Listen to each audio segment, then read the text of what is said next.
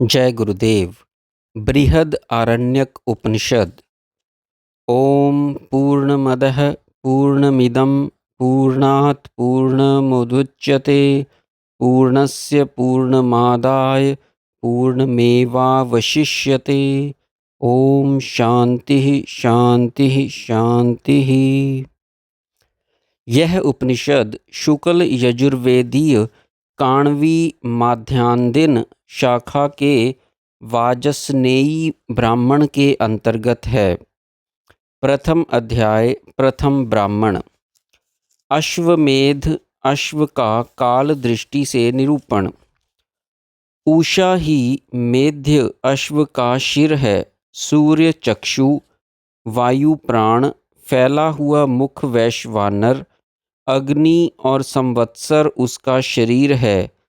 द्यौलोक पृष्ठ, अंतरिक्ष उदर, पृथ्वी खड़ा होने का स्थान अथवा पैर, दिशाएं पार्श्व, अवान्तर दिशाएं पसलियाँ, ऋतुएं अंग, महीने और पक्ष पर्व, दिन रात प्रतिष्ठा, नक्षत्र अस्थियाँ, आकाश मांस, अजीर्ण भोजन बालू, सिंधु गुदा, यकृत और पलीहा पर्वत, औषध वनस्पतियाँ, रोम, उदय होकर ऊपर चढ़ता हुआ सूर्य आगे का भाग, ढलता हुआ सूर्य पीछे का भाग, उसकी जम्हाई लेना, बिजली की चमक, शरीर का हिलना, गर्जन, मूत्र करना वर्षा और हिनहिनाना वाक है।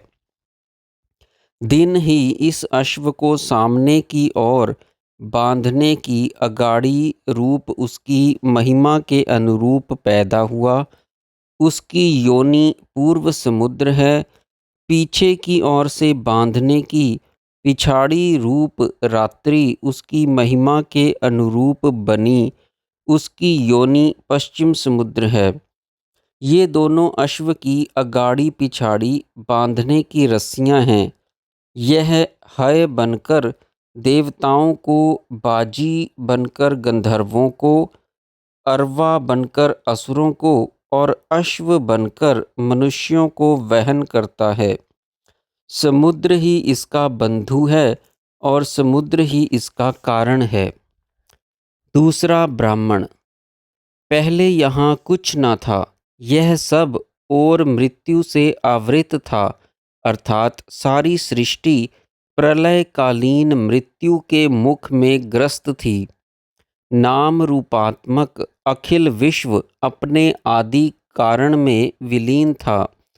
खाने की इच्छा युक्त क्षुधा ही मृत्यु है। उसके मन में आया कि मैं शरीरधारी हो जाऊं। उसने भगवान का पूजन अर्चन किया।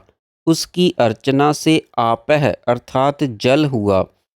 तब उसने सोचा कि मेरे अर्चन से मेरे लिए कम अर्थात आनंद, सुख, पानी, प्राण उत्पन्न हुआ। वही अर्क सूर्य का अर्कत्व है। जो इस प्रकार अर्क के अर्कत्व को जानता है, उसे निश्चय कम अर्थात सुख और आनंद होता है। सूर्य आग्नेय है। अग्नि से जल और जल से पृथ्वी बनने का क्रम है। यहाँ अर्क के अर्कत्व को आपह कहा गया है। इसलिए आगे कहते हैं, अर्क आपह ही है और जो उसकी शर्वत धाराएं निकलीं वे एकत्रित होकर पृथ्वी बनी। उसमें उसे श्रम हुआ। थकावट के ताप से जो तेज रूपी रस निकला वह अग्नि है। जैसे पानी के जमने पर उसका गुप्त ताप अर्थात लेटेंट हीट प्रकट होता है, अथवा भाप के जमने पर भी उससे गुप्त ताप प्रकट होता है। उस अग्नि ने अपने को त्रिधा व्यकृत किया। एक तिहाई में आदित्य और एक तिहाई में वायु। इसलिए वह यह प्राण ही है जो त्रिधा विभक्त है, अर्थात आदित्य, वायु और प्राण तीनों प्राण स्वरूप ही हैं।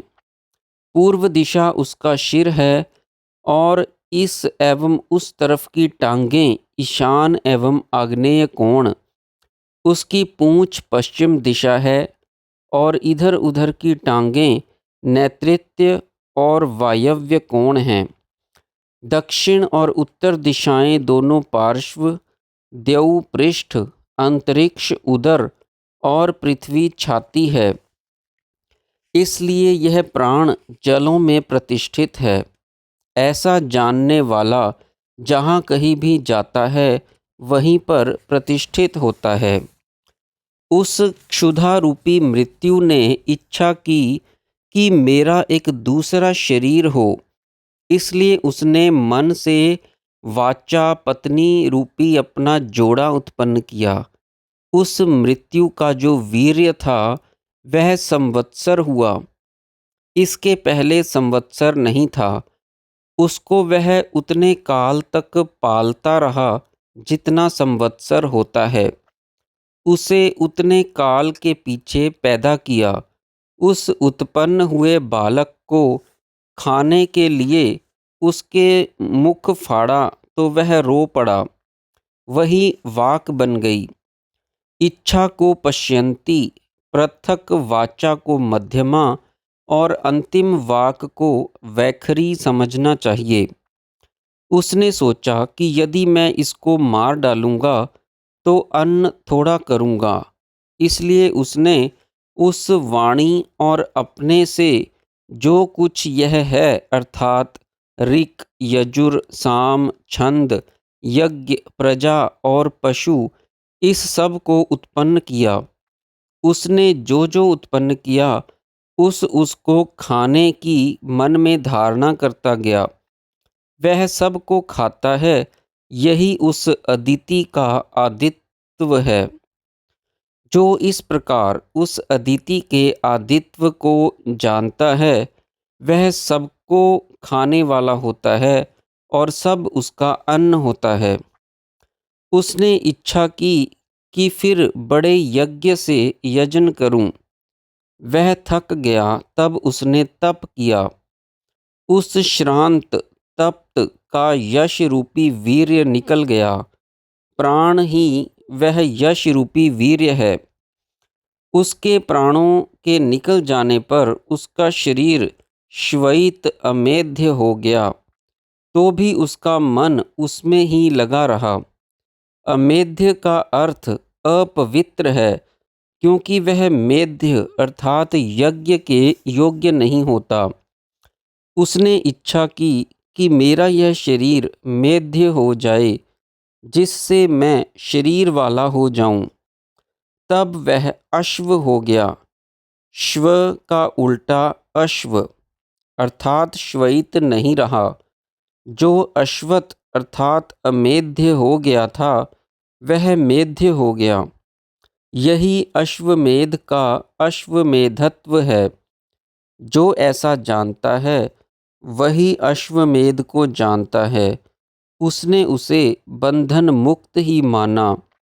उसे फिर 1 संवत्सर के पीछे अपने लिए स्वीकार कर लिया और अन्य पशु अन्य देवताओं को दिए।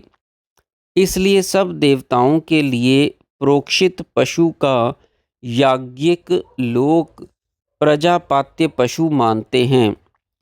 जो यह सूर्य तपता है यही अश्वमेध हो रहा है। उसका शरीर संवत्सर है अथवा अग्नि अर्क है और ये सब लोक उसके शरीर हैं। ये दोनों ही अर्क और अश्वमेध हैं, अर्थात अग्नि और सूर्य दोनों का तपना ही अश्वमेध यज्ञ है। परंतु वे मृत्यु रूप एक ही देवता है। जो ऐसा जानता है वह फिर मृत्यु को जीत लेता है। उसको मृत्यु नहीं आती।